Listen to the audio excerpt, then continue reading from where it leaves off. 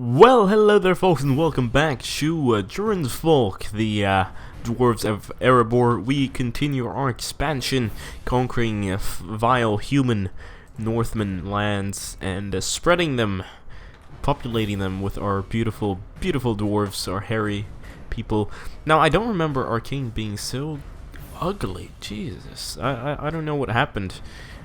Maybe I'm just losing my memory here. But yes, we do have the seduction focus. We're doing our thing.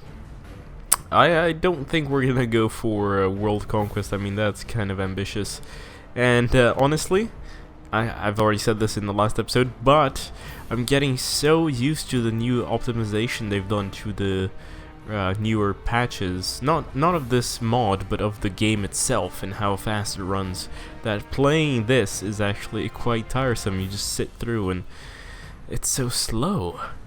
Now, that doesn't mean we're not gonna go ahead and play, but it's just that I kind of deprioritize it. Anyway, I just realized we can actually select a court dwarf, but since everyone's a dwarf, and they can't have the dwarf trait, as in the Crusader Kings one, the vanilla one, we can't actually choose a court dwarf. And it's also kind of a strange thing, you know.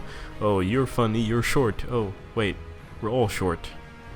Or perhaps there's such a thing as a dwarf, like double dwarf, super short. I think those are called Oompa Loompas though, so yeah. Ooh, yeah, I just realized we have so many bastards, and we haven't really legitimized them, so living members, 70, wow, we have 70, really? Oh, now I remember, our father had just passed away of pneumonia, so we're now actually Gimli of Durin's Folk. And again, kind of annoyed that we didn't inherit the whole heir of Durin the First from our grandfather there, but whatever. We are a guardian of Middle Earth, which means we protect the people of Middle Earth. By conquest, of course, you know. They have to be in our territory to be protected. Oh, yes, now we can actually visit the tomb of Thorin Oakenshields, since we are a new king here. The tomb of Thorin, you decide to visit, to visit the tomb of Thorin Oakenshields, who led the quest of Erebor before his death on the Battle of the Five Armies. What will you do? I'll meditate on his fate. I could take the Arkenstone, or I could take the Orsis, maybe. See, mostly I've gone for meditating, but let's be kind of different here. This guy's brawny, scarred, stubborn, patient, deceitful, content, and envious. So I don't think he'd take the Arkenstone, since he's kind of content, but he's envious, right? And he's also deceitful. So you know what, let's try to take the Arkenstone. Even within the grave of Thorin, the Arkenstone shines again, but whatever. It was the symbol of the king under the mountain, and you're now on his throne. Maybe you shall take it and show your power to the world. I can get the trait Arkenstone, monthly influence +1. Whoa. Stewardship +4, the men size +1, attraction opinion, dynasty opinion, vassal opinion, same faith opinion. I lose just 100 influence for that. But then I also get an event, which means I could get paranoid, envious, zealous, or proud. Let's see what I get. Probably proud. Yes, I'm a proud member of the Durin dynasty, a proud ruler of Middle Earth. Let's go ahead and try to become a craftsman. I've gathered my 1,000 gold, my war chest. Actually, maybe we should use the war chest. I've been thinking either this guy, a Gnupa, Holy War for Ellesar, or this, but now it's being invaded by a host, and that tends to always screw things up. So, yeah, I think we'll probably go for this. We could always go for these Gondor lands here, but they're being attacked right now. Like, I don't know. I really don't know. I mean, potentially we could try to attack Gundabad, but I just feel like they could be so strong. They don't have any pacts though, or like formal alliances, but we'd probably have to declare a holy war, and the holy war means they can call people in. The other option is that I send my Chancellor and fabricate something here, but I have him down here because I just want that mountain for some reason. Sounds like not such a bad idea after all. Does he have a family member in his court? No. Believe it or not, but Arnor is actually attacking the Shire because he believes this is rightfully his. That's I understand, but you know, it's not like you could just have asked nicely, and I think the hobbits would have agreed, or maybe you should have paid them. Like, I think that would probably work. The Invisible Father and his human wife had a completely invisible son. He's not even wearing anything. This is amazing. 1 millisecond for you, a whole day for me. That's actually incredible. Maybe a day? No, maybe 2. I don't know. It's been a while. I have no idea what we were doing. Yes, I guess conquering stuff, right? Yeah. All I know is that I don't have a coffee high anymore, but that's not necessary. I think I'm okay.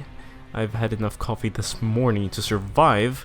Oh, yes, I wanted to show you something. Look at Arnor here. We had King Eldarion, who was the son of Ellesar Stider. But he actually just passed away on April 18th in a personal combat, so he was dueling his rival or something. That doesn't show up, unfortunately. Anyway, let's check this out. What was it? Yes. What am I thinking of? There's something about this. Yeah, whatever. Well, now we actually, yes, we have High Queen Arwen the Fat, and she's not married to anyone. That's interesting. I don't think she would accept to marry any of my family, of course, because of the whole infidel thing.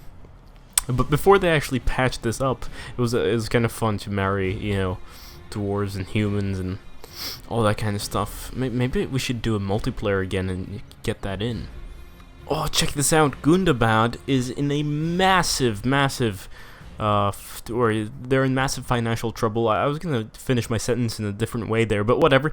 Yes, they are minus 2,000 gold.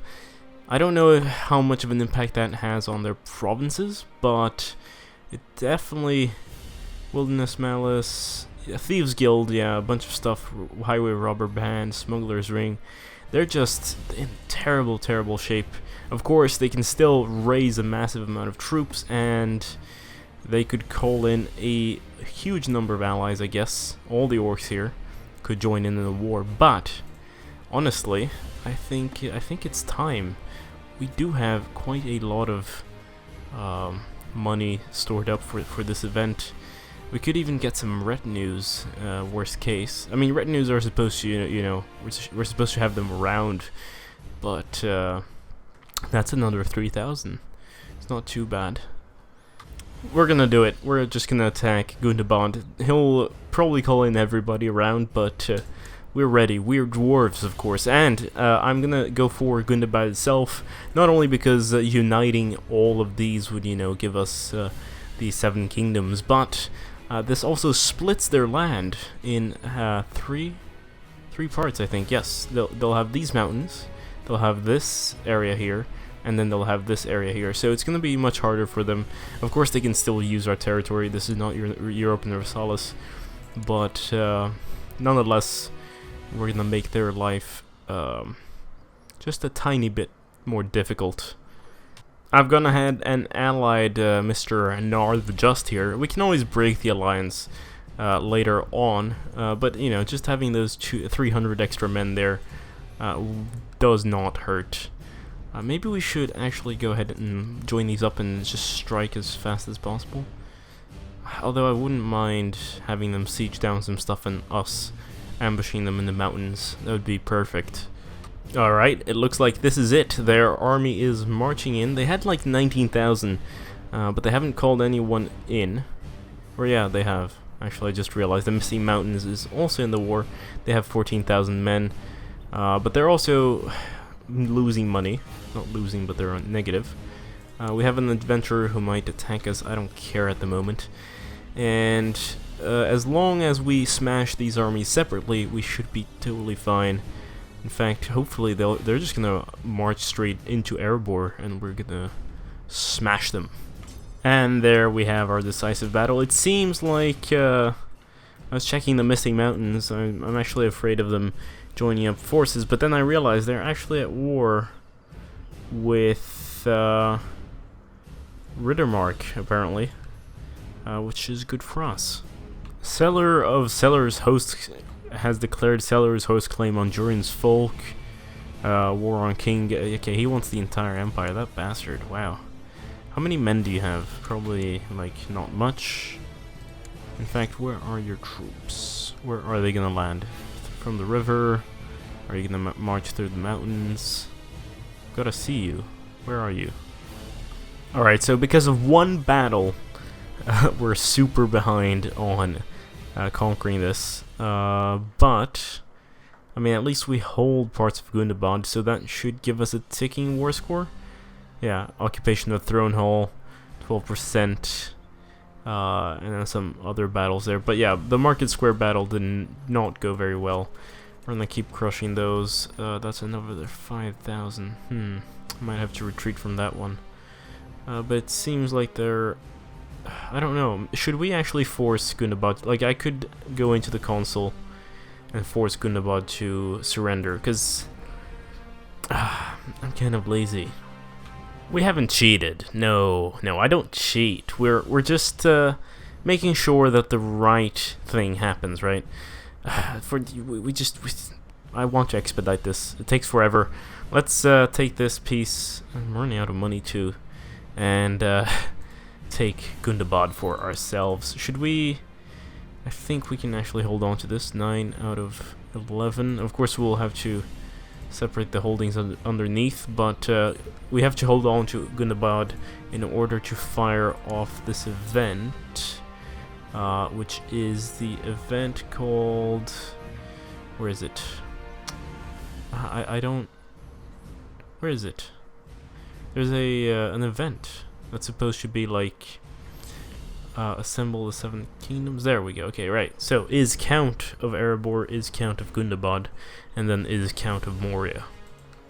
There are hostile creatures in your realm. They must be purged and the threat removed. It might take a decade to destroy them fully, so it's time to send in the troops.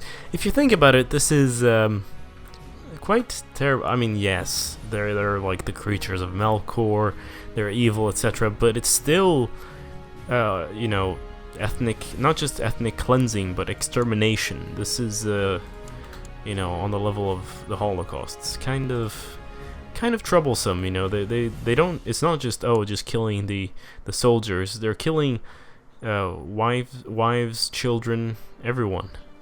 Although, to be fair, as far as I know, there are not supposed to be orc women. I'm not sure, actually. There might be, but they're supposed to be born from the earth, right? Just like over down in Isengard, how Saruman creates this, like, orc factory, and then they just are born from the mud. I've had my eye on a feisty young scullery made with huge intellect for some time now. Though she skillfully dodges the attentions of every boy and greybeard at court, I have her blushing furiously whenever I gaze into her eyes, seduced and wrapped around my finger. This sharp lass could be very useful. More intrigue, more piety, we're a lover. Let's go ahead and get some intrigue. Right, tell me how this works. This woman is a dwarf, but is also an Easterling religiously. I don't know how that works, but alright. Seems like Mr. Chief Yagzum the Conqueror is having some problems with that territory he conquered. There's a Northman uprising, 60% in favor of them. They're just gonna occupy the Forest Gate, and I think that will be it. They do have another province here, though, but you know, I think we'll see the Northmen retaking some land. So, I'm having a revolt, and of course there's this other war, but our ally, King Nar the Just, has not contributed in several years, so I sent him an angry letter saying, hey, what the hell, man? What are you up to? And then our alliance just decided to break down, which is sad, of course. Oh, pause. But we're sure to have great victories soon. I mean, I do have a claim on his title, after all. It's time, let's usurp Gundabad. It's ours. And now we only need to take Moria to assemble the 7 kingdoms. The thing with Moria, though, is that, well, these guys are pretty powerful, they're not in the war anymore, and they're actually above 0, so could take a while. We should definitely build up our coffers again, and maybe continue expanding over here first. Oh, and I forgot to mention, we actually have a legitimized bastard. I had a little bit of a thing with Ren here, and well, a child came out of it, which is good, because we did not have any direct descendants, and our wife is 80, so she's not really going to have any more children, and killing her off is just not a possibility at this time. Everyone seems to love her too much. Oh well. You know what, I'm gonna seduce my wife's niece, so the granddaughter of Nar, the king here, just to piss him off, because, well, it'd be fun. We're trying to get a reason to go to war. We already have one, but why not piss him off on the way there? She's chaste, that's not very good, but gregarious, ambitious, and patient, so let's go ahead and leave seek an ally among her friends. That might, I don't know, we'll try. Let's see. Should have left a note instead. Stay away forever. Okay, I'll find one of your cousins then, if that's the case. You are the daughter there. You have a son. This is my wife. You haven't had children yet. You are 73. No. I want the opportunity, the slight chance to have a child. That would be good. Oh, 35. Interesting. So here we are actually on the culture map mode, which is different from the race map mode, and you can see Longbeards, that's our kind of main primary dwarf culture. And then we just have orcs everywhere. It's kind of scary. We definitely should purge and make sure that all of this is ours. Although, honestly, I don't know. Feels like it'd take a while. Again, I'm so used to the new Reaper's Due patch, and its just ability to go through late game without a single moment of hesitation. My mother-in-law passed away. I'm confused. Oh yeah, okay, yeah, my mother-in-law. Interesting. One comment after another. I'm having... yeah, there's no rush. I don't care. Now, I was gonna say something. Yes! Look at this! The Shire is actually in an offensive war against Arnor and winning. Then again, Arnor is in a lot of defensive wars here, but that is pretty cool. What are they after? They're after Estuary Brerion. Estuary Brerion. This area here, I guess, very Hobbit friendly, maybe? I don't know. We'll see. Oh lord, when will his army appear? He has nothing. He has 0 money now. He's just not gonna surrender. Like, this is one mechanic that I've never really... Like, I understand but to make it more complicated would obviously make it more complicated, right? But I just there's something about the peace system in Crusader Kings 2 that still kind of bugs me, and it's the whole 100% thing, and how, you know, you have to be very close to 100%, or, you know, just you have to be at 100% in order for them to surrender. I feel like bankruptcy, no allies, that should kind of play in somehow into the how it judges its defeat. I traveled all the way to the court of King Nar II just for this girl. Woman, rather. Well, in dwarf culture, I guess she's a girl. Anyway, so I could meet Sir. at a minor celebration. We've been dancing and conversing all night, and she's clearly responding to my advances. Yeah. Meet in my room, my lady? Oh, damn it. Virtue's strong in this one. You know what? I don't have any patience for this. Let's try something new. I was thinking, maybe some human flesh. Do you have... Oh, ooh, you're young. Queen Gunhildr. Can I... Oh, I can't seduce you. That's unfortunate. I don't think I can seduce foreign... Is Khazad. Yeah, she has to be Khazad. That's unfortunate. I thought perhaps, you know, some interracial stuff here would be kind of fun. I mean, actually though, what's stopping some different individuals throughout Middle-earth from hanging out and making some love? And yes, they might not have children, but they might enjoy each other's sensual company, right? Playing as the dwarves is fun. Again, it's not exactly compatible with Crusader Kings 2 due to the, you know, your age and stuff. But there is something... I feel like the mountains here, the mountain chains, that dwarves should be able to colonize it. Like, these should be actual provinces. Not that you can march through to begin with, and I think colonizing should take quite a lot of effort.